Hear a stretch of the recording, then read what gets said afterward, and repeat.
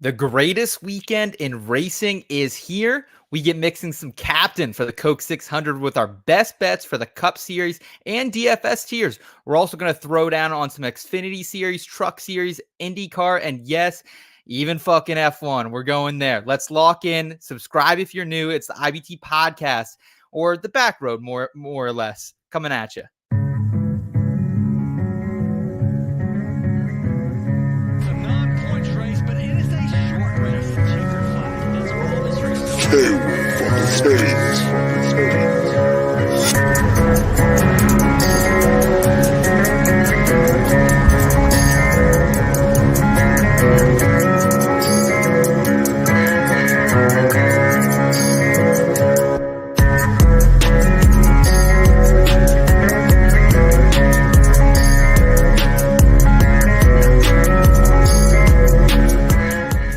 Seth, bud, maybe you got to start letting me do these intros again, man.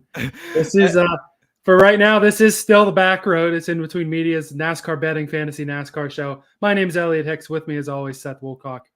Yes, I am back, and I will say, man, with this weekend there being so much content, really in the racing world. I don't know how the hell I got that one wrong, but excited to be here with you. All-Star Weekend was pretty awesome, all said and done, and now we have so much goodness in the racing world between F1. No, I'm just kidding. Indy. We're also got the Xfinity Truck Series, Cup Series, all heading to Charlotte. I'm pumped up. I'm ready to fucking go. How are you feeling, Elliot? Yeah, man, it really is going to be the most exciting weekend in racing, F1 over at Monaco for one of their most prestigious races, arguably the most prestigious auto race in the entire world, the Indianapolis 500 this weekend. But we know we're a NASCAR show. We're here for the NASCAR talk. We're going to react to the All-Star Weekend at North Wilkesboro, break down Charlotte and all three of the races, starting even tomorrow night with the trucks rolling. And we'll give you our best bets for all of those series and also rank how they're all going to look on a DFS standpoint for what is the first non-Daytona full field in the next-gen era. We've got 40 cars entered this weekend for the Coke 600. How about it? It's good to see. I mean, there's going to be some shit boxes at the end of this field. We know that. Hopefully, we can do a little rain dance. The weather's good because I really want to see Kyle Larson try to pull off the first double in quite some time here, Elliot, as well. Yeah, no doubt about it. That's been exciting watching him over at Indy. Hoping the weather stays all right. Hoping the air traffic control with a potential former president making his way to Charlotte won't lock Larson out of even the racetrack. Whole can of worms there. But hey, we're gonna look at this show, pretend that it's gonna be beautiful and sunny everywhere, and that everything's gonna go perfectly for everyone, including on our betting cards. Everything's gonna go perfectly, right, Seth? Yeah, hey, we're gonna try our best, and this is one of the most interesting races, not only to watch and how it plays out. We have a fourth stage this week as well, but just how you attack it, because there is a little bit different strategy than we usually come in here firing out outrights. We'll talk about it later, but we have to be smart. You know, there's a lot of races, there's a lot of units to allocate, so we really need to, you know, put our resources to the most and best use this weekend as well. So we're gonna help you out, really from all that as we're giving you our bets this weekend as well. Yeah, man, that's a great point. Unit allocation between the three NASCAR series, wanting to sprinkle a little bit on Indy and F1. Yeah. A lot of different ways you can do it. You know, hopefully I'll work it out here with this big old sheet of bets I got here. But before we look ahead to the longest race of the year, let's take a look back at one of the shortest tracks. Look back to the trucks and the All-Star Weekend at North Wilkesboro in the rear view.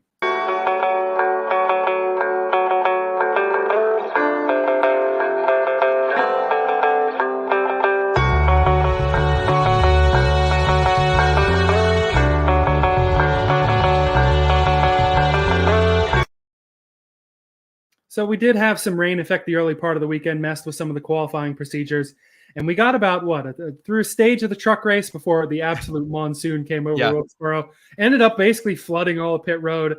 It was a rough one, but they got their shit together, got it all drained. And Corey Heim, surprise, surprise, Corey Heim ends up getting the win in the truck series. Real shocker there after a day-long rain delay, his third win of the year. Ty Gibbs winning the Open, getting into the All-Star race in a dominating performance.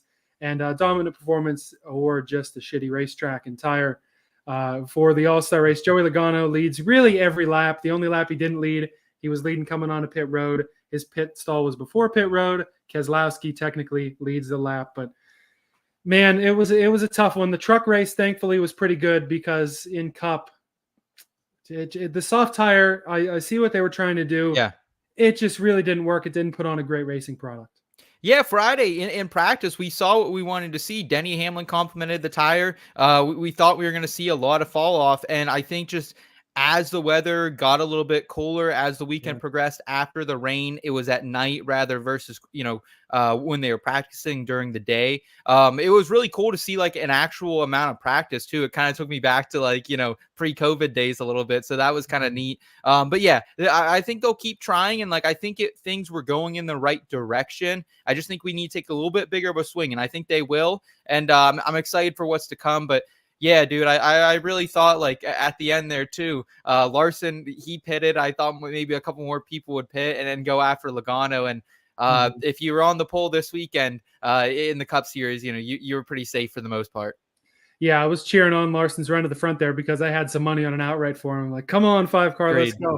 But so the nice thing is it wasn't a complete almost, I don't want to call Bristol a shit show because it was great racing. It was old school racing. This tire didn't wear in the same way on this track as it did at Bristol. So that's definitely a good sign to be able to have some sort of, not chaotic racing if you were to use it at the short tracks. And hopefully it will make short track racing a little bit better at other tracks in some of the hotter weather. People have speculated maybe they take that tire or something similar to Loudon, New Hampshire. Yep. Maybe they do it in some of these other short track races, maybe a Richmond. Anything that can help racing get better at the short tracks with the next gen is a plus for me because it just has not been there. Yeah, absolutely. We got to keep trying things. I think they will. So I am excited for what's to come. And also, like, shout out SMI, shout out Marcus Smith. We like to give them a lot of shit on this program. They haven't been very friendly to us over here at the Backroad, that's for sure. But SMI did a really good job with his repave, man. And we saw multiple grooves of racing. And that, I think, for that, I am thankful. So I think North Wilkesboro, I know All-Star Weekend will be back there a year from now. But maybe in a couple of years, this is a points-paying race, and I'm excited to see it when we get there, and hopefully it'll be a little more worn in by then as well. Right. Credit where credit's due. Having a multi-groove racetrack with that tire on a replay is something that the lack of passing for the lead really did take for granted. But thankfully, as Denny Hamlin said on his podcast, nobody gives a fuck that Logano won the All-Star race. It was the Kyle Busch and Ricky Stenhouse Jr. show. They were both starting at the back. We know Rowdy's been a little frustrated with his year. Ricky Stenhouse Jr., confident in his car. He's like, I'm coming from the back. I'm going to take you 3 wide. Obviously, short track going 3 wide. Ricky insists they didn't hit. Kyle Busch thought they might have hit. Rowdy gets in the wall. Next lap around, dumps Stenhouse, completely junks his day. And we knew it was coming too. Stenhouse in the post-race interviews, he went up to the press box or in the post-rec interviews, goes and says, hey, guys, just watch after the race. And there's a great picture. Rowdy's walking. Ricky's just chilling by the trailer, goes and gives him a chat. Throws the punch, and then the all-out melee ensues. Great content. Glad everyone's generally okay. Some of our fellow media members there get knocked over. The Bob Pocker's face, arguably the highlight of the entire thing as he loses his mic. But it did result in some suspensions. Stenhouse was fined $75,000. A couple of his backroom mechanics, whatever you call them, suspended multiple races. And Ricky Stenhouse Sr. going in there defending his boy, doing what Bob Keselowski can only dream of doing, hitting in it with Kyle Busch. He's suspended indefinitely from the racetrack. So good on him. I hope it was worth it, Stenhouse Sr. Yeah, we had Tino Patino on the program last weekend, and he put out on Twitter, like, Ricky Stenhouse Jr. fucking stood on business, Elliot. Absolutely. He told Richard Childress, hold my fucking watch. And then he sits up there at the trailer as Kyle Busch exits the racetrack, knows it's coming, and just like sits there as cool as can be, leaning like becomes the meme of the century. And then just gives him the little right hook there. So love to see it. I think we'll see more from Stenhouse in the future. I'm excited to talk a little bit more about him later tonight. Yeah, kind of fuck NASCAR a little bit for finding him and throwing people out. Like I get you got to do what you got to do, but they made a lot of money. I mean, they were on ESPN. Like they made some head waves with Ricky Stenhouse Jr. wanting to throw down like this. Yeah, no doubt about it. Maybe they took the 75K from the 75 million views that they got on the first night, I think it was, or throughout the week or whatever it was. But, Stenhouse initially was like, hey, bud, I'll wreck you at Charlotte too. Rowdy says, bring it, bud. I suck just as bad as you. There was a clip I saw Richard Childress also getting interviewed midweek. He says, but if that boy Stenhouse wrecks my 8 car, he better be ready for the ass whooping of a lifetime. But Ricky cooled off on the Stack and Pennies podcast. I'm not going to dump him in Charlotte. But if they do race closely around each other, it could be something to watch. They're not going to give each other an inch. We at least know that. Yes, and I just want to give one shout out before we move on from All-Star Weekend. Shout out Ty Gibbs. He came through for us, Elliot. We Yep. laid the biggest bet of the season down on Ty Gibbs. Won 14 units off it. So was super happy. Ended up giving a lot of those fucking units back on Sunday. But like people say, don't bet on the All-Star race. Don't bet on the Clash. Well, the last 2 years, there have been two of our most profitable races. So happy to get out there with a big W from the Open. And like, I think we were on the right guys. We were on Denny. We were on Larson for the actual All-Star race. Didn't come to fruition. Although someone in the chat here on the Backroad, I can't remember who it was to give them credit. Someone was like, new tires, new repave, all-star race, Joey Logano's winning. And there were some trends that pointed to Logano too. So we should have, maybe been a little more keen on that. Yeah, for sure. Good call. And I tell you what, Ty Gibbs winning the Open really wasn't a surprise. We don't have to talk about that much though. And we don't need to elaborate why. Not so great race in there, especially for some favorite drivers of the program. But we'll move on. It's a good time to move on because we've got a hell of a weekend upcoming. Let's take a look at the horizon forecast and start to prep Charlotte for you guys.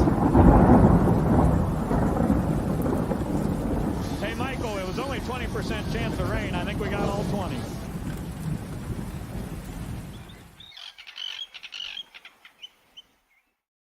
This is really an exciting one because the Charlotte Oval has produced arguably the best racing with the next-gen car.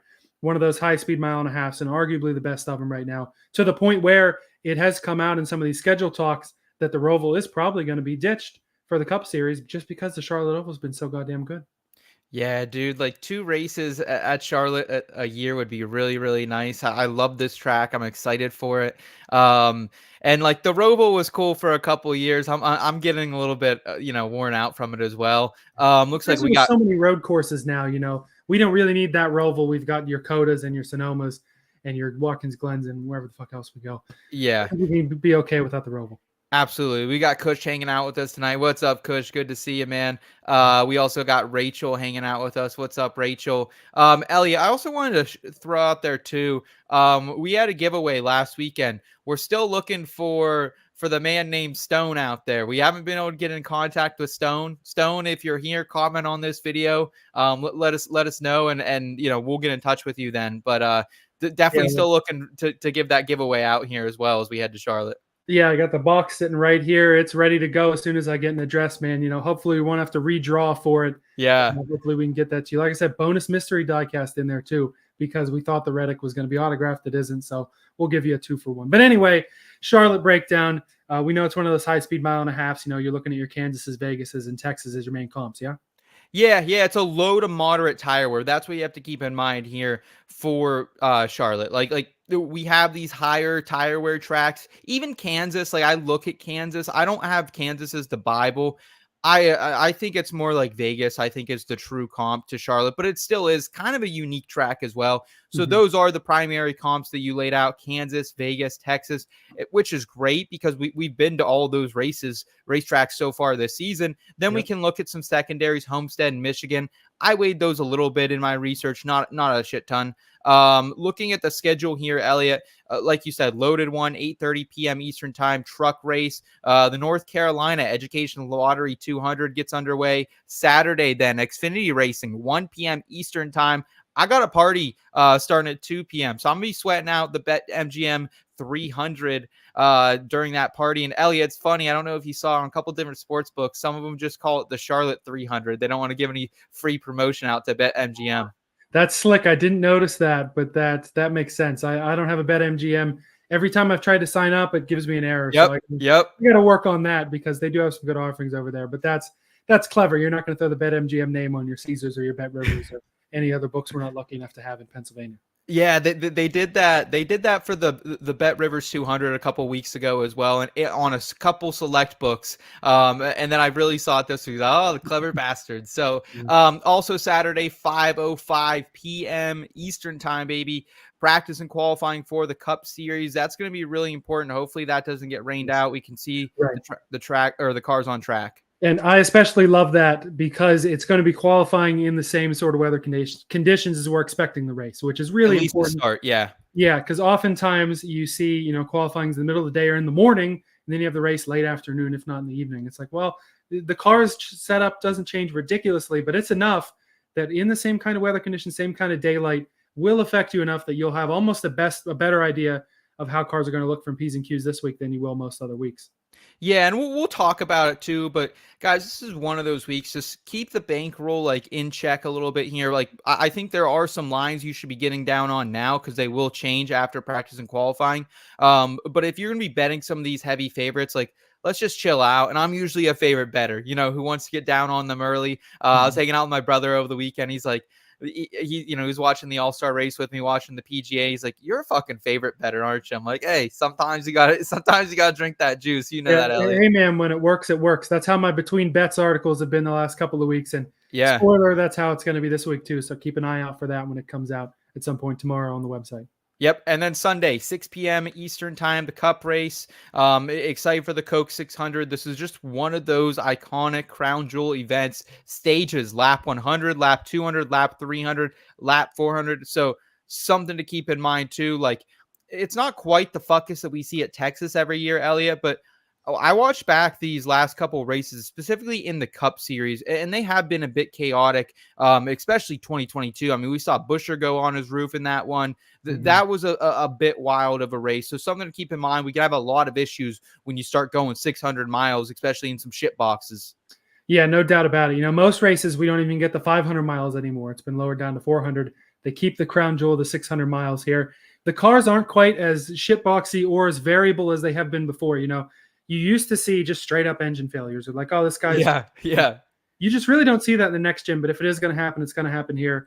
And there is going to be, I bet you a couple of the shit boxes entered this week. You may see a few early retirements there. I don't know what the number is on how many cars to retire before lap 200 or whatever. Maybe it's Yeah. Definitely something to consider there. Bob's saying pretty complicated week this week. It is. And it's like there's still value to be had in the prop market, but it's really hard to sit there and pick a winner in the Cup Series. There's like 15 to 20 different guys that I could honestly see winning this race in the Cup Series. Let's look at a couple trends before we get into it here, Elliot, though. We talked about the double earlier on in the show. We know Kyle Larson is going to be running that double. Tony Stewart, Old Smoke, he produced the best results while running the double, 6 at Indy, 3rd at Charlotte. How do you feel about Larson in general? Like, are you fading him coming into the Coke 600? Do you want to have a piece of him just, for the sake of it? How are we feeling just in general about Larson? Because I don't think we'll talk about him too much more tonight, really. Yeah, I mean, I've got Larson bets on my sheet here even. Okay. I had faith in him coming into the All-Star race. Like I said, I had the All-Star race outright on him even coming from the back. And I do think, do I think he's going to win either of these races? Probably not. Do I think he's got a shot? Hell yeah, I think he's got a shot. He's in a fast McLaren. In the IndyCar series, obviously that 5 car is going to be damn good. As long as everything works, as long as he finishes at Indy when he needs to, or if they push that race to Monday early, gets to Charlotte all right. We avoid those complications, like I said. I think he does look good in the betting market. And I think we're going to see some good results from him at Indy, as long as he doesn't run into trouble. We've seen NASCAR guys run well there before. Kurt Busch has done it well before. Tony Stewart has. I remember AJ Allmendinger running the Indy 500 maybe 10 years ago, doing really well, maybe even winning the race. I was like, wait, he's not showing up on this double. He wasn't in a Cup ride yet full-time again when he did that in 2014. But it's always exciting when you see NASCAR's top stars. Arguably, I mean, Tony Stewart was a hell of a driver. I'm not discounting Tony Stewart. I'm not even discounting your Robbie Gordons. Larson is arguably the best driver that we'll ever see do the NASCAR IndyCar double. At least Yeah, absolutely. And Juan Pablo won the 500 not that long ago as well. I don't think he was in the Cup Series at that point. No, I think that was when he had gone back to Indy full-time. The Ganassi thing had dried up. But, I mean, you talk about different disciplines. Juan Pablo Montoya had done it before in F1. He's won, and IndyCar's won. I mean, the double on the same day. We don't need to split hairs in that comment. Larson's a great driver. So are lots of other people. Point is, it's going to be exciting. What number would you have to get to parlay Larson win both races? Damn, I thought I had that. I know. Yeah, I have it. There's a top. If he's going to be top 5 at both, it says plus 300. But I didn't grab the number for him winning both of them. I saw about 44 to 1. There was one on Caesars earlier this week. It wasn't long enough for me. It's too I need 100 to 1. I need 100. It is so hard. The problem is that he's such a favorite to win the 600 no matter what. If he was in a position to say even a Bowman would be, and that he's not out there winning all the time, or even like a Chris Buescher, he's not one of the dominant drivers in the series, you'd have a lot more room there. But he's such a heavy favorite for the Coke 600 that even the balance of Indy and his Indy cars looked so good that they're obviously not going to give you skyrocketing numbers even on a guy making his first IndyCar start, because he's looked good enough that there's a chance there. Yeah, I mean, and honestly, like I know we had Bob a couple months ago, who was on like a 15-1. He's holding a 15-1 Kyle Larson ticket for the Indy 500. So, but like now his odds are down to. Yeah, I definitely should have got down on those numbers, because when I looked a couple weeks ago, they'd had him down. They'd already started the process of the race. Yeah. So that was smart. People got on him early. Some other trends here. If you're going to be betting Xfinity this weekend, just keep in mind the last 11 Xfinity races here at Charlotte. They've produced 11 different winners. So that's just something to keep in mind. Justin Allgaier is the only active driver who's competed in all 11 of those races during that stretch and has a win. Also, to the last three times the Coke 600 winner has gone on to win the championship. That was Blaney last year, and then also Larson in 2021. And then one thing I was looking at was, okay, do Coke 600 racers or winners, are they first-time winners on the season, or have they won throughout the season and is one of the more established guys on the year? Well, it's about 50-50, Ellie. I don't really have a real trend. 4 of the last 8 Coke 600 winners had already not won a race during the season. That includes Ryan Blaney, who kind of came out of fucking nowhere last year, led 163 laps here at Charlotte, had a dominant performance, but like we didn't really see that from Blaney much going in at the comp tracks even last year. So maybe we see a surprise winner this year as well, but just something to keep in mind, like we could see someone that hasn't won this year. It's definitely like a 50-50 shot, I think. Yeah, I would agree with you there. We would see some of those crazy winners. More often that came with the fuel mileage stuff. You know, I think Casey Mears got his cup win here in the 25 car. Yep. David Ruderman had the benefit of rain, but I think he's the Coke 600 winner. When Dale Jr. was in the midst of that 4-year winless streak, kind of looking like shit generally, he came about 500 feet from winning the Coke 600. Austin Dillon has gone out there. What was that, 2018? I think that's probably like the latest, like, you know, oh shit, didn't see that one coming winner here, I would say. Yeah, even I think back in 2020 when we raced like 4 times at Charlotte because of COVID, I think Keselowski was technically the Coke 600 winner. Yeah, I don't remember how much he had won that year. But just some of those guys that you see that maybe you're not thinking of as a favorite that can win, my bets reflect that for sure, at least the numbers I have down on my sheet here. Maybe yours will too. Yep, absolutely. Last thing before we jump into the actual bets for everyone, our Asterisks Mark Driver of the Week presented by iFantasyRace.com. If you guys haven't checked it out, we've been telling you for a couple months where we're getting a lot of our data. So make sure you're checking out iFantasyRace.com. Ryan does a great job over there. Happy to be partnered with them. Ty Gibbs last year looked like a strong contender at Charlotte, was a top 10 performer, but finished with an asterisk mark 26, Elliot. In that race, Gibbs finished 7th in stage number 2, P5 in stage number 3, and then late in the race in stage 4, lap 374, he was running 8th, just got collected in a crash. Didn't cause the crash, was kind of just an innocent bystander. So we're going to talk a lot about Gibbs, I think, in both series tonight, but I thought that was an interesting note. That was his first Coke 600. We know how kind of the rookies generally do in the Coke 600, but Ty Gibbs was strong nonetheless before getting collected there. Yeah, and that's another part of it too, is part of why you see some weird winners sometimes. It's a battle of attrition. It's arguably the last true battle of attrition that the Cup Series has. I mean, you can say the Daytona 500, even that racing has kind of been mellowed down with the next gen. There's attrition and there's fuckus, and that can really benefit. It can hurt some guys and it can benefit some guys. Last year it hurt Ty. This year it'll be interesting to see how it benefits him, or could hurt him again. Who knows? Certainly. What do you say, man? Should we go ahead and get into the bets and lay a little coin down? Hell yeah. What are we waiting for? We got plenty to get through. Let's go ahead and drive into the parking garage and give you the props for the week.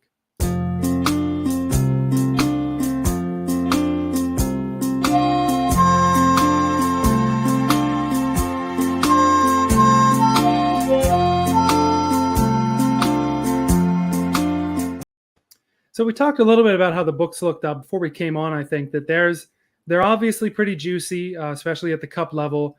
But there is a lot of the outright market, especially. It's a little strange, and there's arguably a little more value than we would expect.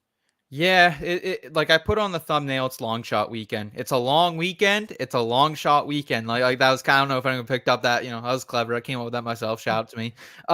Yeah, thank you. Thank you. But yeah, like you really can't be betting these favorites on the outright right now. Like this is a great race to bet live and something I will be doing. So like I do think we should take some long shots. We're going to talk about those tonight. Keep in mind, FanDuel, they've been giving us great cash out options. So if you want to bet some long shots, get over there on FanDuel, and then they might give you a little cash out option. On hole 18, Elliot, literally, there were 2 shots left in the tournament. I had a 10-1 cash out option on Brooks Koepka Bryson DeChambeau last week for the PGA Championship. And I was like, I'm just going to ride it out, see what happens. But like, it's fun. It's fun both here in NASCAR. It's fun in PGA. Sometimes you can be on the wrong side of it. But cashing out on some long shots is something to keep in mind. And then also like another something to keep in mind here is like, as we go down the board, just be shopping around right now, because I found like some places where like a Ty Gibbs top 10 was all the way like minus 165. It's minus 125 other places. So you just got to have access everywhere. Like we can't say that enough. Like we know there's some sports books you might not have access to. I know Bob out there, our guy Bob out in Delaware, he's limited to 1 book, but if you can, get invested with multiple books this week. Yeah. And that's the beautiful thing about what's the Action Network, I think is the site that you sent me along. That's what I use every week for the first look at the outrights positional props, because it's an aggregator of the books. I've got this. Yeah. This is what the number looks like at MGM, and it's the best. And this is what it looks like on DK. That's the best for this particular bet. Doesn't have everything on there. Doesn't have FanDuel. Doesn't have ESPN Bet. Not going to have a lot of your locals or your Bet 365 if you're in some of those states. But yes, Action Network, it's a great tool to get you started. And then you can kind of look at those tertiary books as well. So with that being said, Ellie, do you have any outrights you want to mention for the Cup Series? Man, I know it's not a week to bet the favorites, but you can't overlook Larson and Hamlin. Just because they've been the best all year, they're the best in the speed rankings. They've both got top speed rankings on their list at the high-speed mile and a half this year. The numbers for Larson, plus 500 is the best I saw him at Bet Rivers, plus 600 for Hamlin at DraftKings. Again, they're not numbers I love. I don't have any coin laid down yet. I got to figure out how I'm going to put the money I'm putting in all these different series. So I'll preface it with that. I'm enough of a dumbass to put bets here. I'll lay coin a little differently and then go back Sunday night. God damn it, I had 7 bets on my sheet. I didn't bet that hit. I send you those texts. You're like, bud, you just got to bet on them. But in any case, those guys are certainly worth the sniff. I don't hate Martin Truex Jr. at plus 1,100 on DraftKings. He's had some good Charlotte numbers. He's had some good high-speed next-gen numbers right behind Hamlin and Larson this year. And I think there are great numbers on Roush Fenway Keselowski Racing. For how well they've run, Buescher's arguably the hardest driver in the Cup Series, being at plus 1,400. And for Keselowski, finally getting over the hump, finally getting that win, him being at 12-1 on DraftKings as well. Some good value there, better than I was expecting for RFK, for as good as they've been in the last few races. I'm waiting on Larson and Hamlin. I think you'll get better numbers live. I really do. Hamlin's not been qualifying well at all. Like Hamlin has not really been putting it on the pole this season like he was a year ago. So I'm waiting on Hamlin for sure. I'll definitely probably grab him live at some point. Probably same with Larson. I just kind of want to see how things work out and what the rain situation is up there in Indianapolis. Like I'm sure, he'll race in the Cup race probably regardless. I don't hate the number 14-1 on Buescher, but I'm always seeing the, pretty big live numbers hung out on him as well. So I'm okay if you want to get invested there. Bob saying I like Busch. Did he mean to type out Buescher? Because I don't see any way to like Kyle Busch this week. His numbers, his career numbers at Charlotte, especially lately, are fucking really good, honestly, across series. But yeah, he's got decent next gen rankings. It wasn't great at Texas, in the top 10 at Vegas and Kansas in the speed rank I see here. But his confidence is clearly down too. Obviously, he was pissed last week. He's like, man, he thinks he's at the level of a JTG car right now, which for Kyle Busch is pretty fucking bad. Yeah. Okay, so here's what I want to do. I want to kind of blend placement props with outrights because I have 2 placement props that I also have like 0.1 of a unit on for an outright as well. So let's get it started with the man of the week. And I'm not just doing this because he's the fucking headliner of the Cup Series now, but Ricky Stenhouse Jr., lace him up, baby. 5-1 for a top 10 for Ricky Stenhouse Jr. I win a unit there.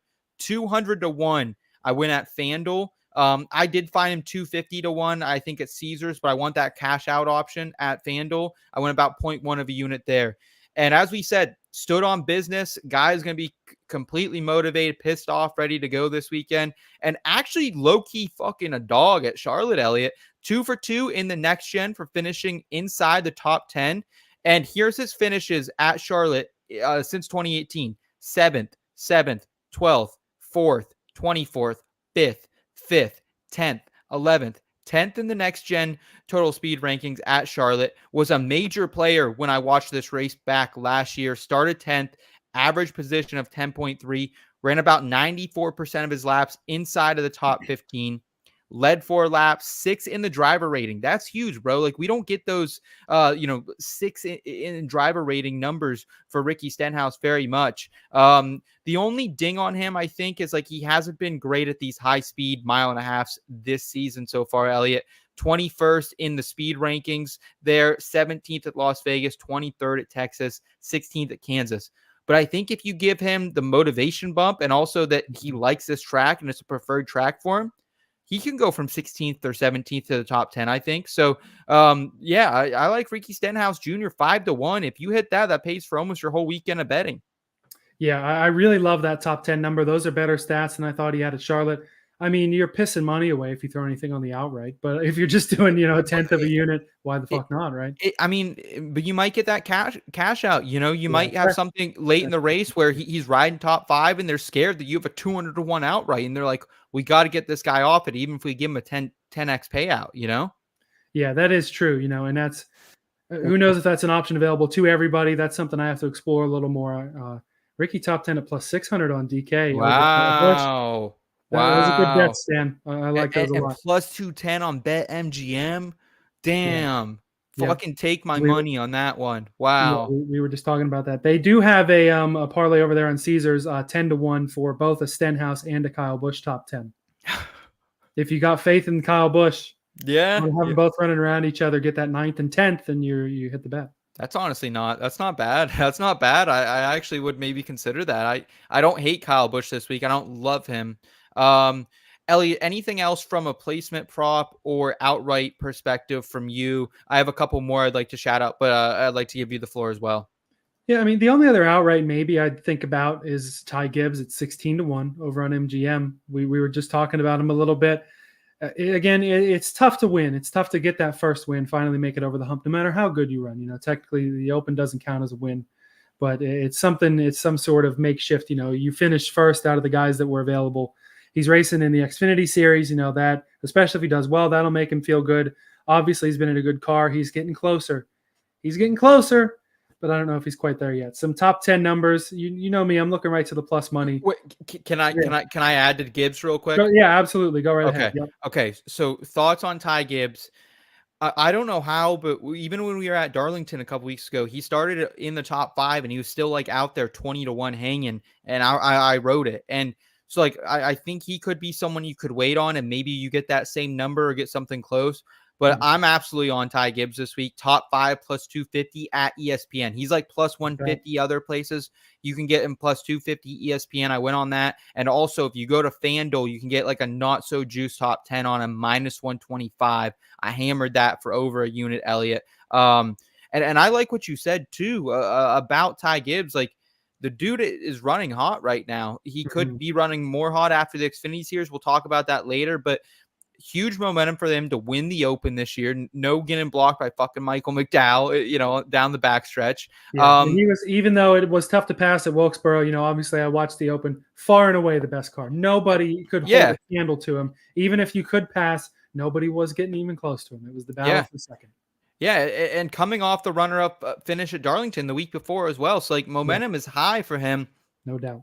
Also, when you look at those total speed rankings for My Fantasy Race, number 5 in the high-speed mile and a half rankings. Like, that's pretty good for Ty Gibbs. 5th at Vegas, 13th at Texas, but 5th in the total speed rankings there. Also not a bad day at Kansas either. So, yeah, I think Ty Gibbs, like, if you want to touch the 16-1, if you could get over on BetMGM or find a number close to that, I'd be fine with it.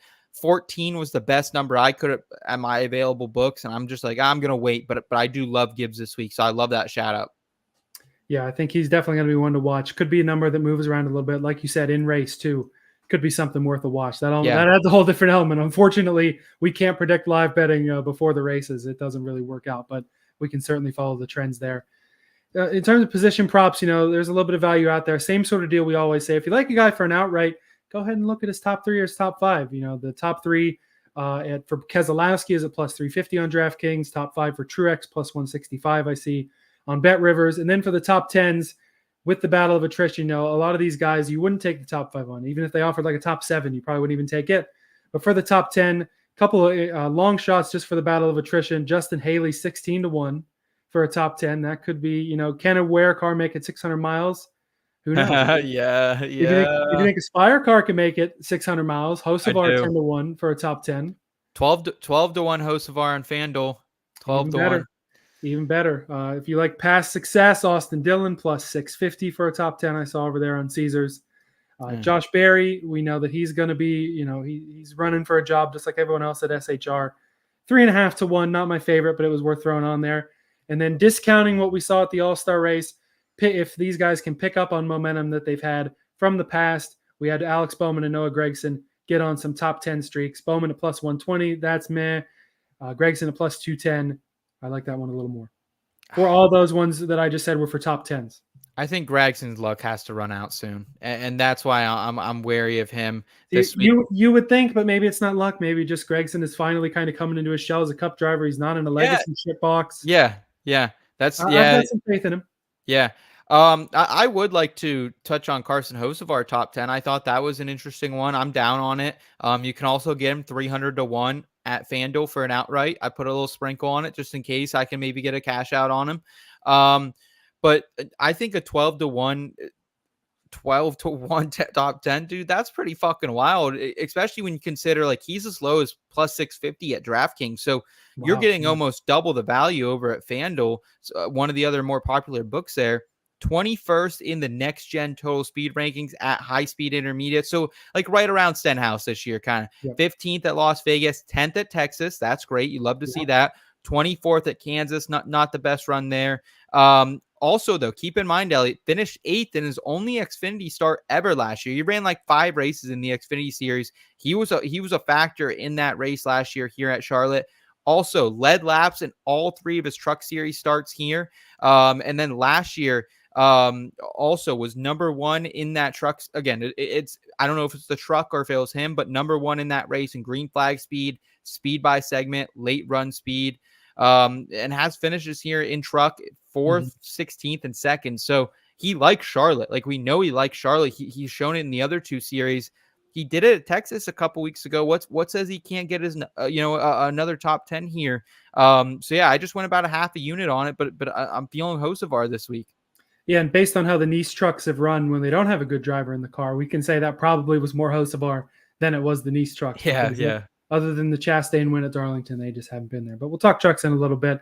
Any other outrights positional placement props you want to look at, or ready to move on to your matchups and groups and such? No, yeah, that's pretty much it. Like I said, Ricky Stenhouse top 10, 5 to 1 on DraftKings. I think that's probably my favorite number of the week.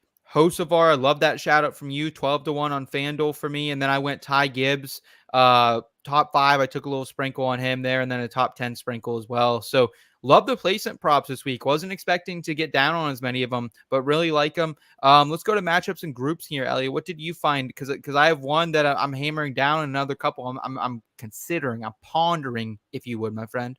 Yeah. My 2 favorites that I see here. I've been down in the qualifying matchups lately. And my favorite guy in the quality matchups is Kyle Busch. I don't think his race is going to go that well, but so I'm realizing this is also a fade of somebody too. I have Kyle Busch over Christopher Bell in qualifying at plus 170, and I have Ty Gibbs over Christopher Bell in the race at even money at plus 100.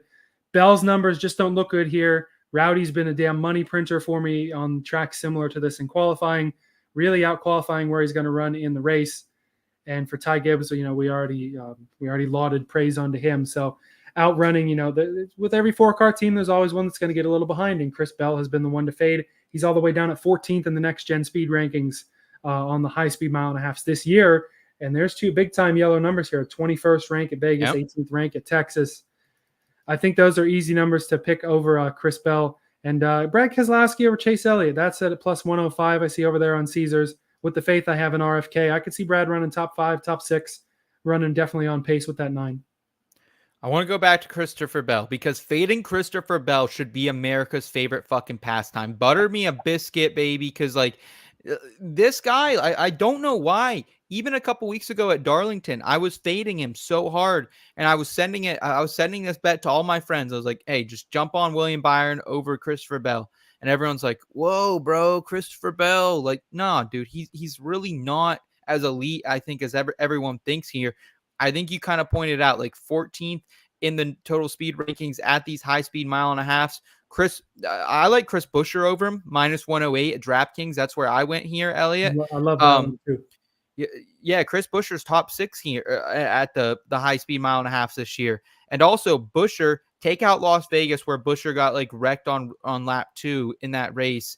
If you take Texas, Kansas, and last year's Charlotte race, Buescher's 3-0 against him. So I was inclined to take that. I was looking at the Ty Gibbs one, but I'm already like, damn, I'm so fucking invested with Ty Gibbs this weekend. So that was one I was considering, but the even money was speaking to me. I thought the wrong guy was favored there. So, and then what you say that number was on Kyle Busch and him in qualifying? Busch over Bell +170 in quali. What did I need to look real quick where Bell started last year, because I think he started pretty hot. No, Kyle Busch beat him last year in qualifying too. Wow. Okay. That's how it's been with Kyle Busch. Obviously, with the All-Star, they didn't put out the same sort of stuff. But there were weeks there. He was up against some Penske cars and beat them pretty handily in qualifying in both. I think it was Kansas and Darlington. And even though he's up against the Gibbs car here at +170, I think the 8 car can qualify well enough to certainly. Yeah. I mean, he was bad fast when we were at Dover a couple weeks ago in qualifying. Like, we weren't expecting him to walk in the media center to win the pole, That's where it started, because I was kind of sniffing into these qualifying matchups. I see Rowdy go out there and win the pole in a week where we didn't think he was going to be that great. I'm like, hey, this guy went out and ran a pole and did better than I thought. Let's start to run with him in qualifying. And it's worked so far. I don't see why it won't continue to. I'm going to continue rolling with that. I think that's your bet of the fucking week. That might be your fucking bet of the year, Jim. I'm not gonna lie. That might be my favorite thing you've thrown out all fucking year. I like a couple of these Xfinity truck, Indy F1 bets too. But yeah, I'm learning. I'm not just taking the long shots anymore like I used to. And the qualifying matchups have been a lot of fun, even though I've still lost more of those than I've won. Yeah, I went pretty heavy on McNasty a couple weeks ago. That didn't work out for me. But Kyle Busch has been my qualifying darling. Yeah, no, absolutely. Keep the train rolling. Anything else in matchups or groups we haven't talked about, or are you ready to go to specials if you have any of those either? Because I do not. Yeah, nothing else I really love there. I will take a moment for a little tinfoil hat thing on Bell. So part of there was a silly season article released. I sent it over to you that talks about some of the charter movement and things that could happen. Yeah. And so one of the things that was just briefly mentioned when they were talking about who's going to buy this charter, how big our team's going to be, something that's mentioned as a possibility in the new charter agreement is that new teams cannot own any more than 3 charters. So like said, they threw out Trackhouse as the example. Maybe Trackhouse could bring in 2 charters. They have 4 cup drivers under contract. They're saying that maybe that's not the way to go. And a lot of people have said that 3 cars is maybe the sweet spot for the next gen, that 4 maybe is stretching a little thin. And they would grandfather in Gibbs. They would grandfather in Hendrick. They'd get to keep their 4th cars, just like when they went away from teams being able to have 5 full-time cars. They let Roush keep running a 5th car. They still let people run a 5th car once in a while. Glory days, baby. The glory days of Roush, man. Yep, for as long as those contracts went. But honest to God, with the charter market the way it is, maybe these teams are a little better kind of outsourcing that 4th car, because right now it was Gibbs, but now that Gibbs has learned the Cup Series, maybe Bell's the guy that's going to fall behind. Maybe whoever replaces Truex is going to fall behind. We already know who falls behind at Hendrick more often than not. Maybe 3 charters is going to be the sweet spot. But again, it's not a silly season show. It's not anything like that. It's a betting show. But just wanted to make everyone aware of that too. That could be a new thing, that maybe the limit is 3-car teams for all teams in the future, the way that the charters go, which I think would be good. Let's get as many competitive teams. We've seen 2311. I don't know if you've seen some of the pictures of the new shop they're opening up, but it looks gorgeous. Yeah. They're really top of the line. Trackhouse is trying to be top of the line. So the more top of the line teams you can have is great. Absolutely. I'm there with you. Anything else for the Cup Series from you that we haven't touched on? Any specials or anything? Because I'm ready to head over to some other series if you are. Yeah, Ford to win is at +270. I always throw out the longest manufacturer long shot.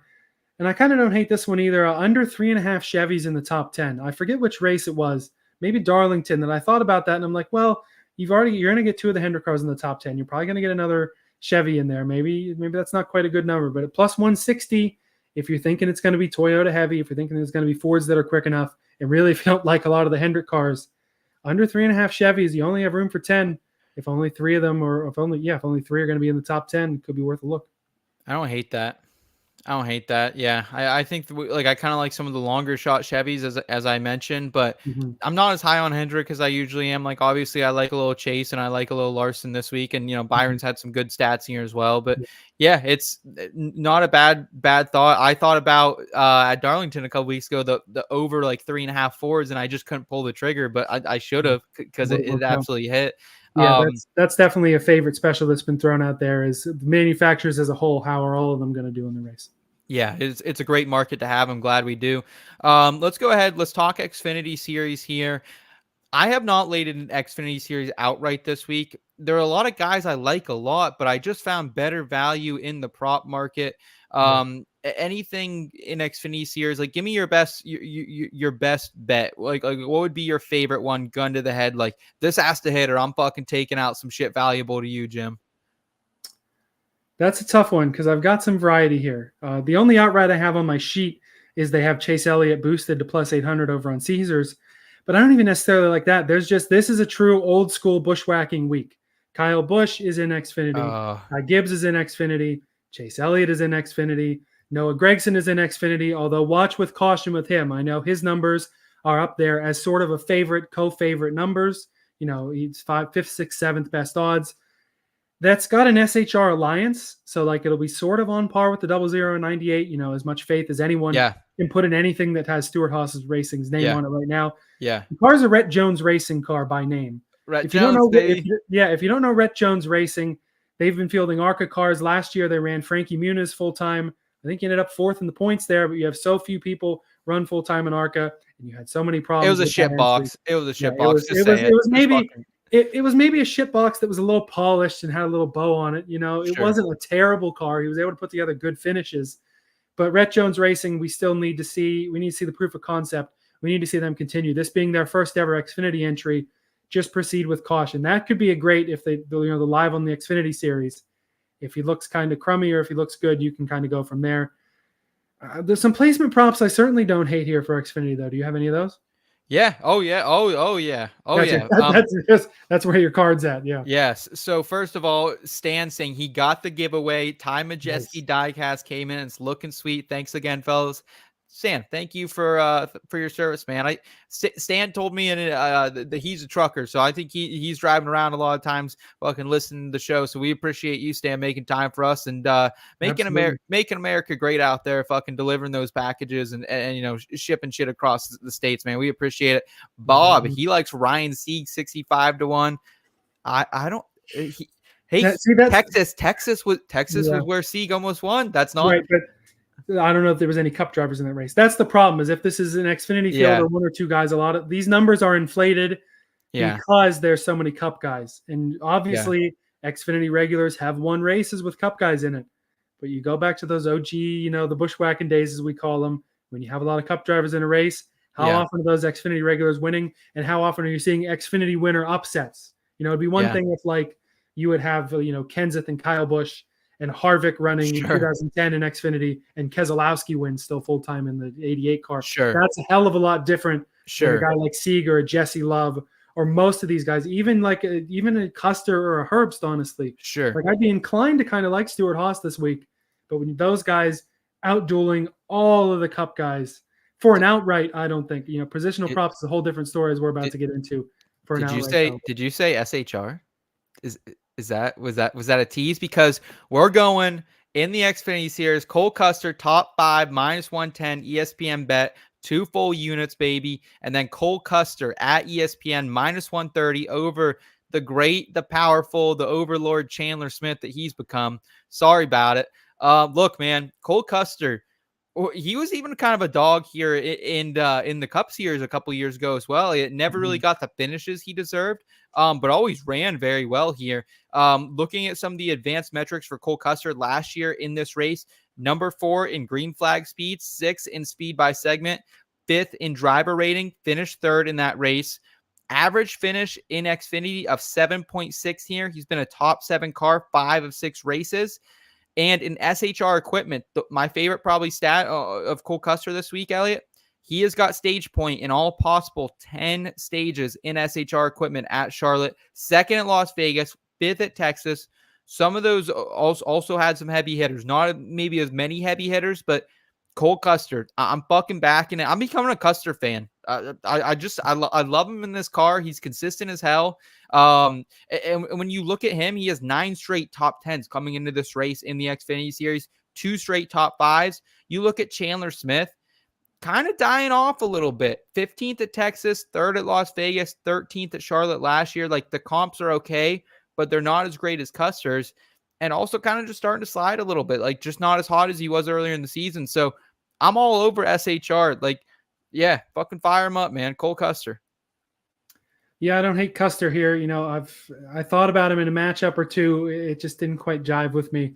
The positional props I'm looking at, I do like Chase Elliott for a top 3, plus 190. I saw it over there on Caesars. I do think that, you know, 3 or 4 of the top 5, if not all 3 of the top 3, 2 or 3 of the top 3 will be those Cup guys. You know, maybe we see one of them run into an issue. Maybe we see some hero Xfinity guy like Ryan Sieg go out there and win.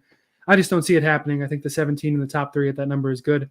I have Chandler Smith's top 5 here at plus 125, as well as Austin Hills. They both have run well enough here to consider that. And Sam Mayer at plus 200, definitely a little more of a long shot there for a top 5, but just something that intrigues me. Okay. The only other Xfinity bet that I'm really heavy on, I'll throw it out there. Ty Gibbs, even money, plus 100 at DraftKings top 3. Look, man, whoever's piloting this, like, what is that sponsor? The Jesus one? What is it? Yeah, he gets us. I was going to say he's with us, but he gets us car. This thing's got wheels, dog. We've been on it twice when it's got the outright. Almirola earlier this season at Martinsville, he's got us. And then fucking Ryan Truex at Dover, he's got us too, baby. Yeah. Well, that was a different sponsor. That was a Toyota funded car, I think.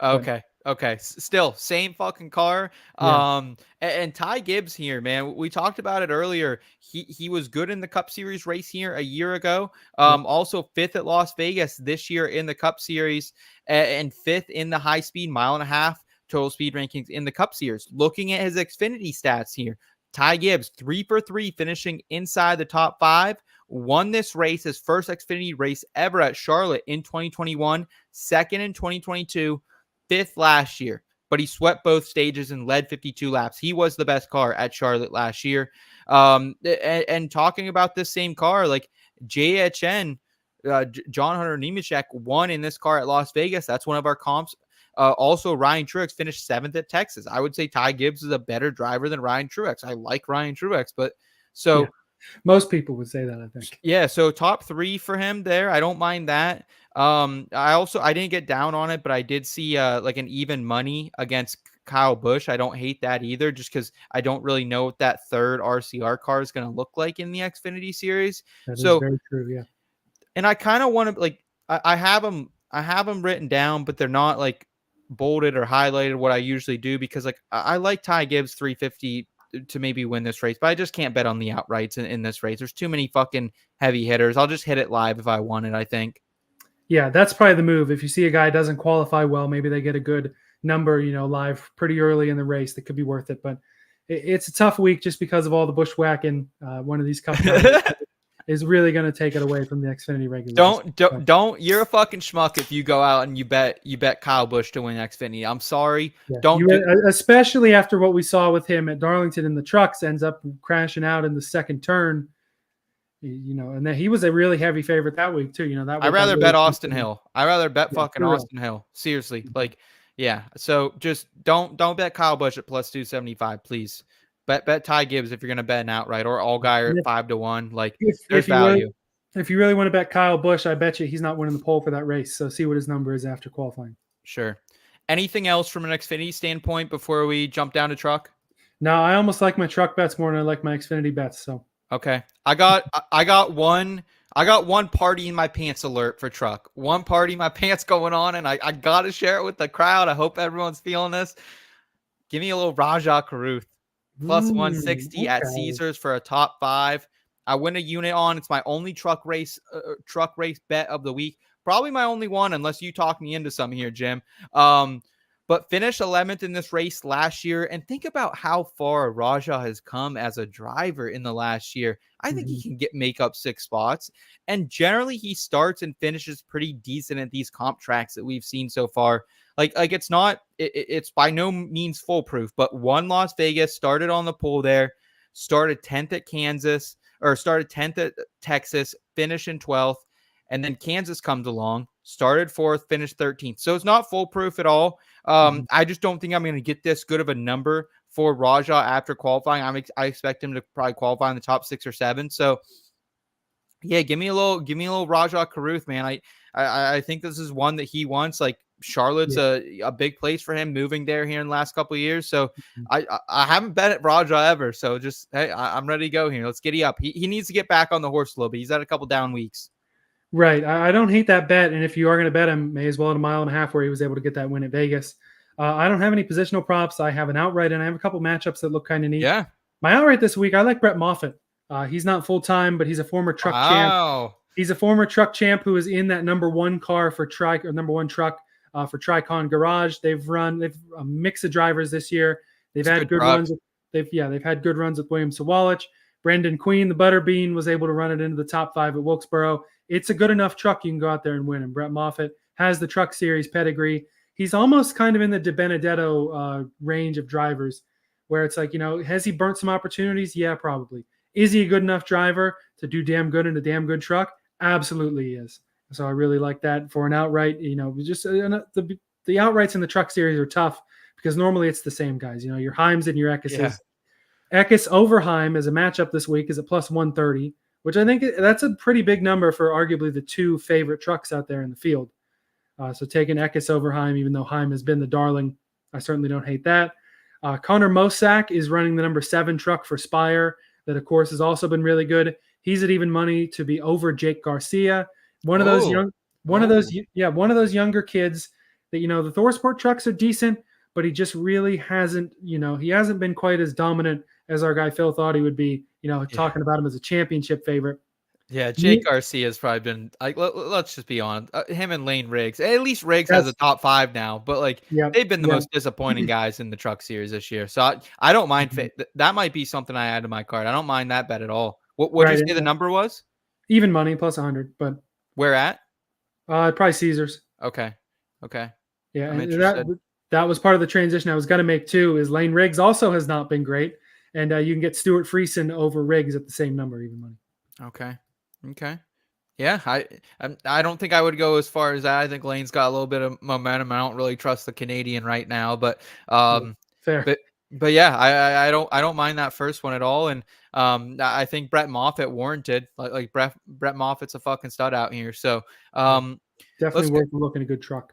Yeah, let's go ahead before we get to our DraftKings tiers. Let's do a little Indy 500 betting here, Elliot. It's a great event. Like really, what is it they call the spectacle of all spectacles of racing? Yeah, greatest spectacle in racing, maybe, or is that they use that for Daytona? I think. I don't know. Too many spectacles going on. Point is the damn good race. You're right. It's one of the traditionally, biggest race of the year. Gonna have the most, spectators there at it. They're pouring milk on some guys afterwards. It's gonna be fucking sweet. Yeah. The rookies always got to go milk the cow. So there's video of Larson milking the cow from earlier this week too. You gotta love it, man. And like again, we are not IndyCar bettors. We are NASCAR bettors, and we like to dabble a little bit. And this is the weekend to dabble.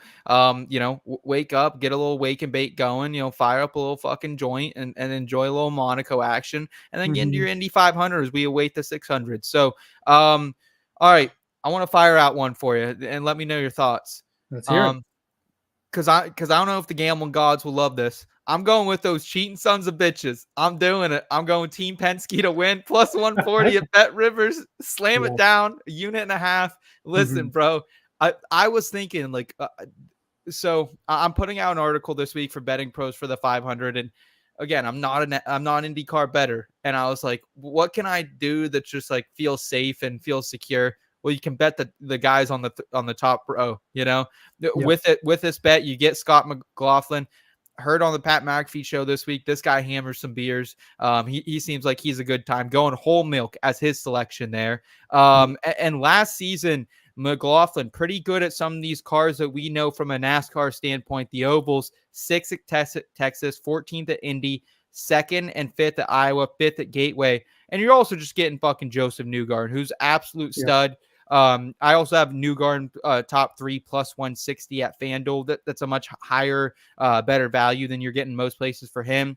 This guy won the 500 last year, Elliot, won Texas, won Iowa twice, was on his way to winning Gateway as well, led 98 laps there. So, and then you get Will Powers, kind of a fucking bum, honestly, compared to these other two guys. But he certainly wasn't a bum back in the day. He's just a little over the hill. He was back when I first started paying attention to IndyCar in the early 2010s. He was a beast, but just one of those guys. He's been overshadowed a bit, but certainly not out of the realm of possibly winning this race.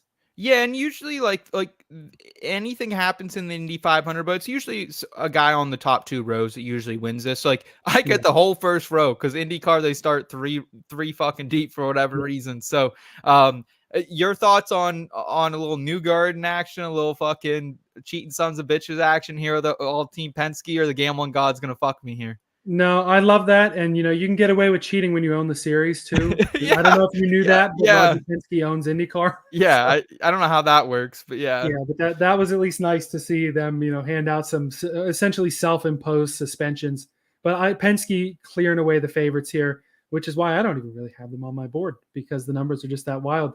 I'm not betting the Larson outright, straight up, but at Bet Rivers, it's plus 800, 8-1. I already mentioned the top 5 at Indy, and the 600 is a plus 300. I'll go with a couple outrights first, because you can occasionally have the older sort of over the hill guys win this race. Elio Castroneves is not running full time anymore. Oh. He did it a few years ago. His outright is boosted to 50-1 on Caesars. And for a guy who's won the Indy 500 4 times, you can never rule a guy out for a fifth. He's racing, I believe, for Meyer Shank, which is a team that is seems to be on the second level, but certainly competitive enough to win the Indy 500. And they're also in a group of the Honda engines, and Honda to win is at plus 190 over on Bet Rivers. That gives you all the Ganassi cars, as well as all the Andretti cars, as well as Meyer Shank and a couple other teams as well. So you've got some competition there. I know, Andretti with Marcus Ericsson nearly missed the race. He qualified on the back row, but you get some good cars there. In Ganassi, you've got Palou, you've got Scott Dixon, you've got some guys there. Colton Herta, I think, is an Andretti driver who's also been fast. And another one, no first-time winner at Indy is at plus 138. So that may have been, now that I typed this out, that may have been for, I don't remember if that was for no first-time winner or for a first-time winner.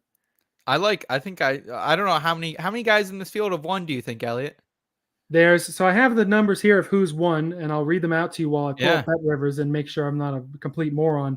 Guys in the field who have won before, Takuma Sato, another one of those, older gentlemen in the race. Joseph Newgarden won it last year. Marcus Ericsson 2 years ago and nearly won it last year also. Elio Castroneves has won it a bunch of times, like I said. Will Power, a former winner. Alexander Rossi, Ryan Hunter-Reay, and Scott Dixon have all won this race in the past. And as we pull up the Indy 500 right here, let's go ahead and go to the race props. You're telling me Stingray Robb hasn't won it starting in 23rd? What the fuck? Who names that? That's a legit legal name, dog. Yeah, Stingray Robb, a very enigmatic personality, enigmatic name, not a guy who can win the Indy 500. So yeah, it will be not a first-time winner of the Indy 500 is at plus 138. So that is, you're in favor of all these guys. If you do think there will be a first-time winner of the Indy 500, that's at minus 186. But I do like the plus money there better. Shocker. I do. And does, like I said, it gives you a lot of the old heads, but it also gives you, it gives you Newgarden. It gives you Will Power. So there's 2 of the Penskes. Yep. Rossi is in a McLaren. They're pretty fast. And it gives you some of the old heads that have done it, time in, time out here. You get 3 of the top 6. I like, and then you get do you get Scott Dixon with this? Has he won it? Dixon has won it. I don't know if Simon Pagenaud is in the field this year, but he's a name I recognized who'd won before. So Yeah, I don't think he is. I don't think he is. He Yeah. had been in the past. He was last year, but Honestly, anyway, another old head. I was looking for one more bet to add to my article, Elliot. So that might be a good one that I'm getting down on as well. I like that. Anything else here from a 500 perspective? No, that's most of it. But hey, Okay. if you're loving the Stingray Rob, he's 350 to 1, second longest in the field. So okay, go for it. Cool. And to round us out here, but in the betting card segment, before we get to our DFS tiers, Elliot, you're gonna lead us to Monaco, F1, and as Kush says, little joint. Yeah, that's the only way I'm getting through this fucking race. Little joint, Kush. I'm rolling a little Kush in that joint, and then we're gonna enjoy a little Monaco here in the morning. But Elliot, what do you have for us, man? Is there value on the board? Or are we just betting fucking Verstappen once again? So there's value to be had in the F1 scene. And before years past, I would be like, I'm not paying attention to F1. Why would I wake up early and watch Monaco when I could sleep in? I'm into the F1 this year. I'm getting into it, and we may be starting to have a situation where it's not just Max Verstappen every week. If you look at the last 2 F1 races, you had Lando Norris get the benefit of a safety car in Miami. His first Grand Prix win. And last week, I can't remember where they were off the top of my head, but in last weekend's race, big F1 guy, big F1 in Italy at Imola is what the track is called. So it's Max Verstappen obviously was the leader, obviously won that race. At one point late in the race, he was about 7.5, 8 seconds away from Lando Norris. Max's car got a little worse on the older tires. Lando's car got a little better. Where, baby? Lando Norris brought it to within a second there on pace. Both races. It wasn't Verstappen got into an accident or blew a motor or something crazy and only got beaten because it was out. These are 2 races he was in, and he was not the invincible Max Verstappen as he always is. Obviously, the odds reflect that a little bit. Lando Norris's outright is all the way down to plus 500. It's not the minus money that Verstappen is, but it very well could be a bet that's worth betting, as well as the margin of victory being under 5.5 seconds. It is hard to pass this track, I've been told. But I do think that especially if Verstappen does not have the ridiculous amount of pace that he normally does, within 5.5 seconds, that's a pretty close finish for F1. Like Norris being within a second in the last couple of laps is almost like a Kansas, that Kansas finish comparison for F1. That's pretty damn close. You just don't get those side by sides in F1. And matchups are a really easy way to make money if you're okay with drinking some pretty hefty juice. Because oftentimes the matchups they put out are, there's 2-car teams, 10 2-car teams, and oftentimes they just have the teammates against each other. And for most of the teams, there are very clear favorites to who's going to finish ahead of who. And to the point where, you see team orders in F1 where it's like, okay, this guy's kind of more respected. This guy is better than you right now. You have to let him pass you. Even to the point of earlier this season, there's a team Williams Racing, Alexander Albon and Logan Sargent, the only American in F1. Albon crashed his car in practice, and Williams didn't bring a backup car to the track. So they kicked Sargent out of his car for the race to put Albon in the only available car. It wasn't that Sargent crashed and was out. It's that he got thrown out of his car because his teammate couldn't keep his car straight. Oh, that's fucked up. That's fucked up, dude. The fact that they even offer these matchups is almost ridiculous because obviously there's some variety there. There's some very clear ones like Max Verstappen over Sergio Perez is going to hit almost every week. George Russell over Lewis Hamilton for Mercedes is going to hit pretty often. My favorite one the last couple of weeks is with the Red Bull kind of feeder team. It's called Visa Cash App RB. You probably remember just how ridiculous that sounds if you heard that. Their 2 drivers are Yuki Tsunoda and Daniel Ricciardo. And the numbers the last couple of weeks have not been as ridiculous, but Tsunoda is oftentimes going to beat our Australian friend Danny Rick. That number is at minus 143 for Tsunoda to finish ahead of Ricciardo. So it's almost a money printer in the same way as Kyle Busch has been in qualifying. Just you have to find the right ones, and it will work out for you as long as the preferred teammate doesn't have some sort of crash or just a really genuinely terrible car. And what are you seeing Verstappen go off at, like minus 140, something like that, minus 135, like not as juicy as he usually is, correct? Mm-hmm. Yeah, that was, I don't have the number in front of me, but that sounds about right. And obviously still the favorite. Obviously, I think he's still going to win most of the races. He'll win the Drivers' Championship. Red Bull will win the Constructors' Championship. So don't go that crazy, but there will be weekends, it seems like, where Verstappen will not be invincible. Yeah, and I think the interesting thing from a betting perspective, especially like here in NASCAR, world, we like to hedge ourselves a little bit, So like, I think if you want to hammer Verstappen outright, throw a couple units on him, and then hedge yourself with Lando, and he's 5-1. So like, you don't have to put a lot on Lando to get your money back or even make money if Verstappen doesn't win. So yeah, I like the value you found out there. In Italy, is Monaco technically Italy? I know it's like right on the border. Monaco's its own sort of thing, but I think most closely identified with France. Italy is where they raced last week. That's why I brought that up. It came to me after a few seconds. Yeah, I remember last year I was writing an article for this, and I dove in, and there's like some relation things, like almost a war started over Monaco. I don't know. There's some shit that went down in Monaco for sure. Yeah. And I was reading that Monaco is where a lot of the F1 drivers live because a lot of the racing's over in Europe. There's no taxes there. It's sort of a, this little area of Monaco, it's beautiful. All the rich people live there. They don't have to get taxed. So a lot of the F1 guys make their home there. So sort of a home race for a lot of guys. And like I said, definitely some coin to be made. There's a lot of different matchups out there. If you just, if you're not really an F1 person, just watch this race, watch maybe one other race. You'll kind of get an idea of who the better teammates are. And then you can really, kind of follow these matchups and have these where it's, on basically every week, you're going to have Tsunoda beat Ricciardo in this particular one. Some of the other ones are more of a coin flip. Some of the other ones just don't give you money. Like I think Verstappen over Sergio Perez, his Red Bull teammate, was like -1,000. Oh, so really? It can get that ridiculous. Like there was one other team where one guy was like -485 to beat his teammate or something like that. So they do get pretty crazy. That's why normally I'm not going to be one to shout out a -143 and say this is an awesome bet, but it's kind of an awesome bet for that particular team in that particular matchup. Yeah, I'm about it, man. I appreciate the insight. Let's go ahead. Let's talk a little DFS NASCAR before we get out of here, before we lose too many viewers for the F1 talk.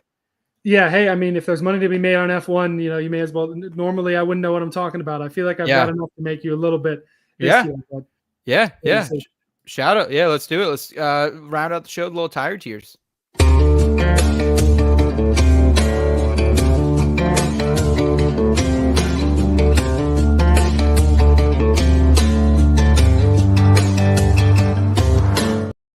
So like I mentioned earlier in the show, we've got a pretty stacked field.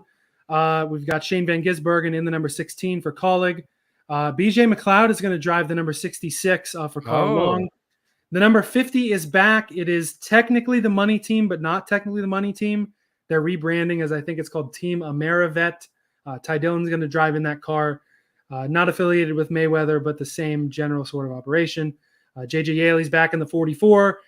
Jimmy Johnson in the 84. So generally, not that we're going to put any of these guys on the board really, but there's your driver changes and unexpected cars for the week. Yeah. I mean, good to have Ty Dillon back. Awesome. Good to have Jimmy Johnson back. We know he's going to be a real fucking thret.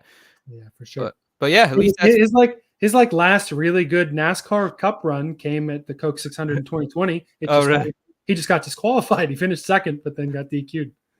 The sad story and tragic events of Ty Dillon's career. Let's go ahead. Elliot, driver A's here. I think it's pretty chalk. It's the same guys who've been the top two the last month. Larson, Hamlin, put them in whatever order you want. You're probably playing whoever realistically starts further back. Like these guys are both averaging over 50 DraftKings points per week. We know they're a fucking threat here. Good night. Yeah, they're the top two for sure. I think Truex probably warrants being put up here as well. He's had good enough runs in the Coke 600. Yeah. He's a guy, all the old men's strength, that they have that endurance, weirdly enough. So yeah, I like him there. He's expensive this week too. But I think honestly, like Ty Gibbs, I think should probably be in this top tier. Maybe I'm a little high on him actually. I don't know. He's just averaging 42 DraftKings points per week. Like that's some of the most here, and he's at 8,300 still. And you heard us talk him up. He's going to be in the Xfinity Series race. So can you back me off Ty Gibbs at all being a top tier driver? Like what would stop you from putting him up there? No, I think he's probably worth it, especially at that price for the 54. 35, 89, 64. His last three races, point totals over on DK. Like the dude's been good. He'll probably be a little chalky, but yeah. And I don't even know who else we want to throw in the A's. People are really high on Reddick this week. I just don't really see it. when you look at like average finish here, Reddick's a fucking dog. Like he's absolutely dog. But when you look at his DraftKings points per race, I mean, it's terrible. Like the guy just does not get the finishes he deserves any time about it. Like it's hard to trust Tyler Reddick, honestly, and especially at this week when you're paying almost 10,000, 9,700 for Ty. Put him in the B's. Like he's a high B. Ryan Blaney, I would almost put before him, also in the B's probably though. Like Blaney just hasn't given us enough lately. Like he did good in the All-Star race, but before that he got like -1 point at Darlington, 45 the week before at Kansas, 54 at Dover. So he has potential, and he won this race last year convincingly. We just haven't seen it on the mile and a half this year from him. Yeah, that's a good point. I guess Chase Elliott probably in the B's too. Throw Elliott and Byron in there. Yep. Yeah, I hope we're not discounting Byron, but there's just nothing that sticks out from him for 10,000 right now too. And like honestly, Willie's been a little disappointing if you've been rostering him in DraftKings last couple weeks. Like he has a 42 at the Goodyear 400 at Darlington a couple weeks ago, but aside from that, he's got like a -6 at Dover, a 33 at Kansas, 18 last week. Like just not the best results from William Byron. Even when you look at these high-speed mile and a half, Elliot, all the way down to number 9 in the 2024 Next Gen Total Speed rankings for him. So just, nothing sticking out. Nah, still worthy of the B, but not super duper excited about Byron this week. Normally, I feel like we talk about him a good bit more than we have tonight. I don't think either of us have really mentioned him at all. No, not at all. Bob likes Gibbs, so good to have a little confidence there in Gibbs from our guy Bob. Guy's good. Who else do you think can even go and B here? Because I almost feel like B's drying up pretty quick. I'm RFK. RFK, yep. Yeah. RFK. I would almost honestly rather play Buescher than probably at least Byron, maybe Chase. Like I just think Buescher's on a bit of a hot streak, man, especially here from like a fantasy standpoint. If he can finish the race, 47 points last week, was on his way to a huge day at Kansas. If fucking Tyler Reddick didn't get into him, 70 points the week before. Mm-hmm. Yeah, I like Buescher. Top 10 car last year too. Yeah, I mean, I think that probably looks good. Kind of blend in the and the other Hendricks. I think maybe we're down to C's here. Maybe do you think Gregson maybe rolling off the C's? Oh, that's a little high. That's understandable. Yeah, I mean, I think we're high on Gregson if you put him there. I don't know what the price tag is on him this week specifically. 75. Like it's starting to catch up to him. Like the price is high. Yeah, probably worth a C. We probably won't have him at the beginning of the C's, or we'll just figure out who else to throw in. What about the guy who just absolutely broke the slate last week? Scored 115 DK points, led 199 laps. Like. Yeah. His Charlotte results aren't awesome, really, but I think Joey Logano, like his teammate, won this race a year ago. Has good finishes in the past, but in the next gen era, 21st and 20th here, one of those being an accident, but did finish stage 2 last year in 4th and stage 2 and 6th the year before. So a little bit of upside for Logano, I think. Yeah, I would agree there. And, certainly high on confidence after going out there and smoking the field at the All-Star race. Probably here we got to start filling in some of the traditionally good cars. Like Chris Bell, I don't love him, but I feel like he's still got to be a C. Yep. Unless you're probably Bubba Wallace. Yep. Somewhere in this range. I think probably Chastain and Bowman slot in here as well. Just based on, they're both decent enough mile and a half. They don't necessarily have the Charlotte stats that wow you, but the speed rankings are certainly all right. Top 11 for both of them. Yeah, Bowman, honestly, like when I was looking at his stats, he was someone I was thinking about trying to fade. And then when I looked at his Charlotte finishes 12th, 10th, and 5th here, last 3 outings, I would almost put Bowman like all the way up behind Logano. I really like Bowman this week, and probably ahead of everyone. Maybe my favorite C tier that I don't think we've mentioned this week. We talked about him a lot in the betting segment. Fucking Ricky Stenhouse. Give me fucking that little right hook, man. Like Ricky Stenhouse is an absolute dog here, and I haven't heard anybody talking about him on Twitter. So like, that's not always the greatest pulse here, Elliot. They're not talking about him on Twitter for his racing. Yeah. Like no one's like saying they want to bet on him this week, but 6,600 for Ricky Stenhouse, been super solid this year. From a DFS perspective, are you playing him? Like not too bad. So yeah, I like. I'd say behind Logano, unless you have an issue with it. No, I don't hate that for sure. That's a real good price, especially for how well he's been running. And for Bowman, his 1.5 mile speed, I feel like used to be he almost got to an elite level there in 2020. Sure. I forget if it was the Coke 600 or one of those random Charlotte races. So Kevin Harvick was in the lead. Bowman was running second and running him down. Got a little impatient, smacked the wall, ends up finishing like 12th. Harvick ends up fading. Chase Elliott wins that race far and away. It would have been the 88 car Bowman had he not gotten ahead of himself there. But I'm just very, the 1.5 mile speed for Bowman. Sure, a 12th, I guess that's right about where he is. So, I can't shit on that too much. Do we think RCR? Do you think that any of them are worthy of a C, or should we drop down to D? Yeah, Kyle Busch for sure. Kyle Busch, I even like. I even like him probably like maybe behind Bowman. Like unless you have an issue with that, like no, that's fair. The stats are good. He finished 16th here last year. Dude fucking shows up in Crown Jewels. Qualified 5th. You like him on that quali bet. So yeah, Bob likes him as well. Bob's throwing out the 8. Probably threw him out a couple minutes ago. So yeah, I think the 8 obviously belongs there. And even like Austin Dillon.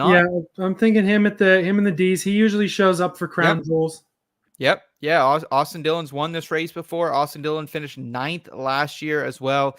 Kind of a little bit of a fluky performance really from shit kind of hit the fan there late for a lot of people. I don't mind that at all. When do we start throwing up Stewart Haas cars? I mean, do you think any of them are worthy of a D? Briscoe, maybe? Yeah. Briscoe, I think in the 2022 race, when I watched it back, what was impressive. Briscoe had some speed there. So I don't hate Briscoe. He didn't show up in the Open last week. That was kind of disappointing. But yeah, I don't hate Briscoe here. Jeez. Give me some McNasty. Throw McNasty up there. McNasty, his finishes here the last couple of times, 28th last year, so shitty, but did lead 4 laps for you at least. 8th in 2022. That's a next gen finish there for him. Started 10th in that one. Like McNasty's even out there like 4.5 to 1 for a top 10 as well. I thought about it. I looked it dead in the eye. I haven't got down on it lately, but I considered it. What about how's Hemrick's DFS points been lately? Do you think he's worthy of a D or probably no? Throw him in an F. If you want to get frisky with the shit box, Justin Haley 5,800. Every year, dog. I kind of almost like him in the D's. Yeah, absolutely, yeah. Justin Haley, dude. Like, I don't know what it is about Justin Haley, but every year, dude, he like outproduces his salary from a DraftKings perspective. Here's his points the last 4 weeks for you, Elliot. 53, 54, 42, and 33. Justin Haley's been a little bit of a dog. Last year had a decent run here as well. I'm trying to see where he finished. I don't think the finish was as good as the run dictated. Hey, finished 15th. Yeah. Wow. So, okay. Yeah. Yeah. Right. So, I mean, he took Rick Ware equipment. Yeah. Cush throwing out Haley. He likes him. He likes him as well. So, yeah. Is there anyone else like Suarez maybe for this D tier? Maybe just out of respect for the car? Could he be F for you? I think he's okay in the D, but my God, I mean, Suarez, he's been on a real rough patch lately. And like, thank God he has that fucking win. Holy hell. Really, he'd be. I would agree with you there. Yeah, like it hasn't affected his standing at Trackhouse. They're in the process of finalizing an extension for him, which I don't really get. Well, you go to a race. Who has their own merch trailer? Suarez. He's got a lot of fans, bro. He's got a lot of sponsorship money as well. Like it is true. Again, we've heard it from Kyle Busch before a couple of years ago when he was talking about some truck series prospect that it's not always talent. It's it's dollar bills, yo. It's rarely talent nowadays, honestly. I mean, it took Josh Berry, one of the better, short track racers in the country for 10 years. If he doesn't, meet up with Dale Jr. and iRacing race 10 years ago, nobody knows who the fuck Josh Berry is. So, I love that story. Story. You really have to shout out Junior for bringing all these late model guys. Like nobody gave a shit about Butterbean until it's like, yeah, Junior bought the Cars tour. He's running around, throw him in a Tricon truck, finishes 4th at Wilkesboro. So yeah, fucker hit like 12 to 1 top 5 for people last week. So I had the outright on him. That was a little too zealous. I should have done top 3 or top 5, but D's to round last D for me, Carson Hocevar. We touched on him earlier. Fucking wheels it. Whatever vehicle he's in, Xfinity car, Truck Series vehicle at this track does really well. So I like Hocevar there. 6,300 for a guy who, like, Carson Hocevar, outside of that one race in the Daytona 500, the guy's been plus and returning value every single week. So and in Daytona, he got caught up in someone else's mess like 15 laps in. So yeah. What about SVG for an F maybe? Just because, like, I don't know. I mean, sell me on it if you got something to sell me on it, but no, I don't know. He's had good qualifying. He's had good qualifying. He started 17th at Talladega, but finished 28th and had a good run at Dega, if you remember as well. And then just got taken out. Like, you and I were both sitting on the fucking top 10 tickets, like, oh, here we go, and it didn't happen. But 5,500. Like, here's who's below him right now in the pricing: Hemrick, Gralla, Dillon, Yaley, and McLeod. You know what I mean? Like, okay, I think he deserves to be ranked at that price. I don't have faith in the colored cars right now. And last week at the Open and the All-Star race showed it. There were two guys who got straight up lapped really early on pace in those races. Daniel Hemrick and AJ Allmendinger in the colored cars. But this isn't Wilkesboro. This is Charlotte. So especially at that price, I think Cindric probably worthy of being in an F here. The speed ranking is not terrible. 18th in the series at high speed, and Penske, another one of those guys that shows up for the crown jewels. Yeah, I'm with you there. Corey LaJoie finished 17th last year in this race. Charlotte's another one. Like, Spire's been a little bit better. They get a little bit of a boost here. Yeah, dude. Like, do we even fucking rank Legacy? Like, I just like. I'm definitely not playing the Legacy guys on fan tracks because their prices are pretty high on fan tracks. And even like Legacy, Eric Jones, 7,200. Miss me on that. I'll play McNasty for $300 less, or Dillon for like $5. You know what I mean? Like, yeah, I don't want to rank him and John Hunter even at like 6,000. John Hunter's been pretty bad, dude. He wasn't bad last week, I guess, at the Open. He was making up some ground, but and he did win, I guess, at 1.5 miles in the Xfinity, but I don't know. That's Xfinity though. That ain't 600 miles. Legacy was almost kind of finding a little something about a month ago, and it's just kind of going away for him. I don't really. The only guy who I really, what do Barry or Gilliland? Barry and Gilliland. Yep. I think they probably are it. Yeah, that's kind of just a sign of respect, I think, for Barry and the equipment and that team overall. Yeah. Todd Gilliland, not the best, honestly. This isn't his cup of tea. 33rd last year, but Todd showed up at Darlington a couple weeks ago, had a top 10 car, so he deserves to be ranked, dude. Like, Todd Gilliland's a fucking weapon, and like, I honestly wouldn't be surprised if like there's teams right now like 23-11 if they grab another driver. Like, do they look to grab a guy like Todd Gilliland? That's a little bit. That's a little bit far-fetched. But I will. Top 10 speed at Darlington out of fucking nowhere? Like, come on. A team like that, they've got motherfucker too. They could use a little height in that fucking room. Yeah, but they'd bring Heim up full time before they go to Gilliland. But Todd Gilliland has run well enough that whatever happens to whatever the primary Ford team looks like next year, obviously is going to be moving and shaking. We already know McDowell's fucking off to Chevrolet. He's done. He's not dealing with this Ford shit. Whatever happens, he will have earned a Cup Series seat in a Ford car for next year. That's more than I thought you could say about him a couple of years ago. So he's at least gotten that far. Getting a big time ride though, I don't know, but he's worthy of being in Cup, which I commend him for that. Kyle Busch can go back to his fucking motorhome. This guy's earned his place in Cup. Yeah, he has for sure. I don't want to rank anyone else unless you do. If you just want to give your 1 second about everyone else. No, and thankfully we've already talked about most of these guys because they're part-time entries or part-time drivers that just aren't going to do anything. And it's still crazy, the Jimmy Johnson downfall, but I won't get on that soapbox again. Zane Smith, bad rookie year. We already know that. Yep. Legacy, we talked about. Ryan Preece, a guy who maybe would have earned a spot in Cup, but it just hasn't worked out. I want to see him in the Xfinity series, or the trucks again. I think he could be a weapon there, but just it's not his time. I don't think it. I don't know. He's not. It's not his time. No, and Kaz Gralla is in the 15. Harrison Burton in the 21. Again, some other guys in this sort of moving and shaking.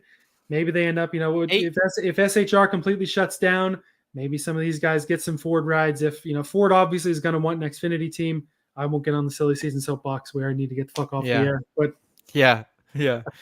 HB finished 18th here last year. And like Charlotte is like, these faster, bigger intermediates like Michigan and Charlotte are generally when Harrison shows up. Not that I think I want to play him.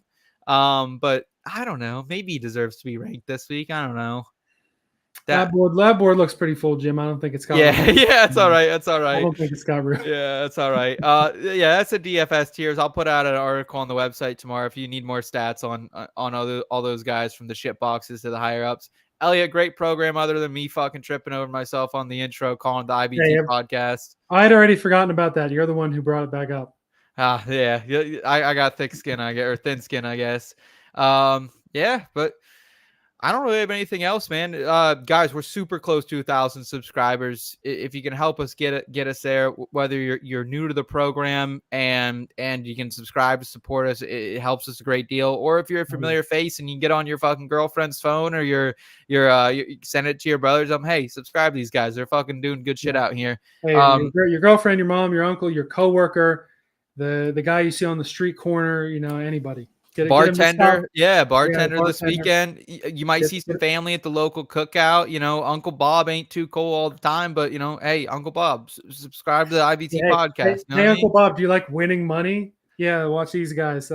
Put some racing bets. A lot of racing this weekend. It's going to be a hell of a lot of fun in all the different series, and clearly we're going to make a boatload of money in every single one of them. Yeah, I'm super fucking pumped up, man. It gets started tomorrow, Friday night with trucks, and we're going to be going until I probably fall asleep watching the Coke 600 on Sunday night, brother. Hopefully it's a good enough race that it keeps you awake for sure, but it does get pretty late, I love a good night race, though. Don't get me wrong. It was different having to watch it on a Monday afternoon last year. Give me that night racing for sure. Yeah, hopefully we get it in. Do some rain dances, whatever you got to do out there. We greatly appreciate it, man. Kush saying fun show. Appreciate it. We appreciate you, Kush. You've been a great addition to the IBT family these last couple weeks. Bob saying thanks, my friends. Thank you, Bob. Bob's not Uncle Bob. Bob's the cool Bob. Uncle Bob's the shitter Bob, but Bob Bodner's the GOAT. So we appreciate you, our friend, as well.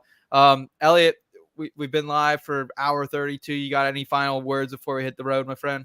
Hey, if you've stuck with us, thank you very much. We always appreciate you watching, and we hope we do win you some money as we roll down the back road into Memorial Day weekend. Enjoy it. Enjoy the racing, and we'll catch you next week on IBT. Be safe. Don't drink and drive. Thanks.